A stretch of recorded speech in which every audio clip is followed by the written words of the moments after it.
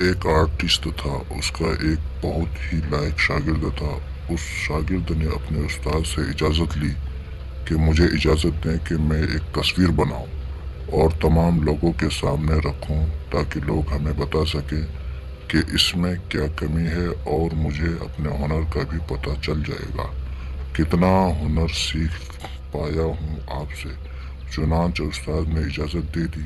شاگرد نے ایک تصویر بنائی اور اسے ایک بہت بڑے چوک میں رکھ دیا اور اس کے ساتھ ایک قلم رکھ دیا اور اس پر لکھ دیا کہ اس میں کوئی کمی ہو تو نشان لگا دیجیے۔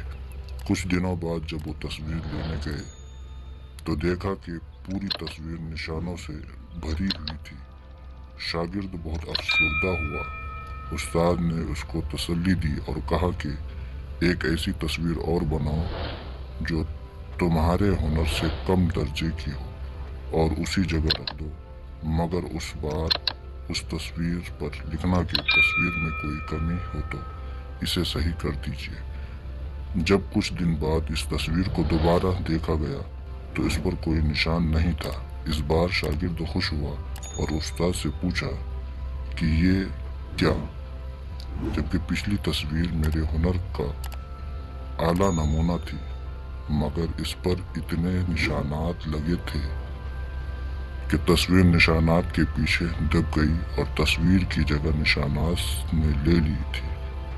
استاد نے کہا کہ تمہارے ہنر کا میں خود قائل ہوں، اور یہ اس لیے کہ تم میرے شاگرد ہو، بلکہ حقیقتاً تم ایک اچھے آرٹسٹ ہو، اور مجھے فخر ہے کہ مجھے تمہارا استاد ہونے کا اعزاز حاصل ہے۔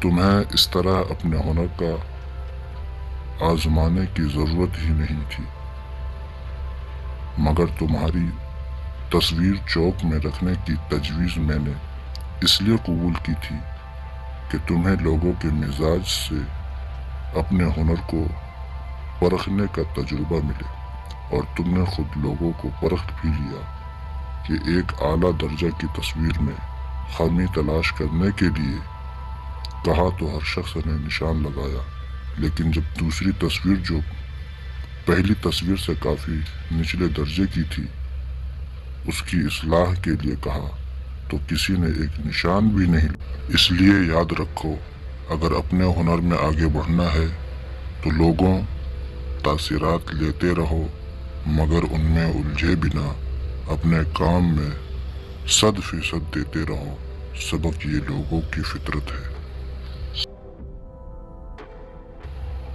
کہ جو صرف لوگوں کی خامیاں تو تلاش کرتے رہتے ہیں، مگر ان کی اصلاح کرنے کی ان میں صلاحیت نہیں ہوتی۔ اسی طرح آج ہماری قوم کا بھی یہی حال ہے۔ ہر شخص مؤذن، امام صاحب، یہاں تک کہ علماء تک کی خامیاں نکالتے خوف محسوس نہیں کرتے، لیکن اگر ان سے قوم کی اصلاح کی بات کی جائے تو جواب اس کے برعکس ہوتا ہے کہ یہ ہمارا کام نہیں، علماء کس لیے ہیں۔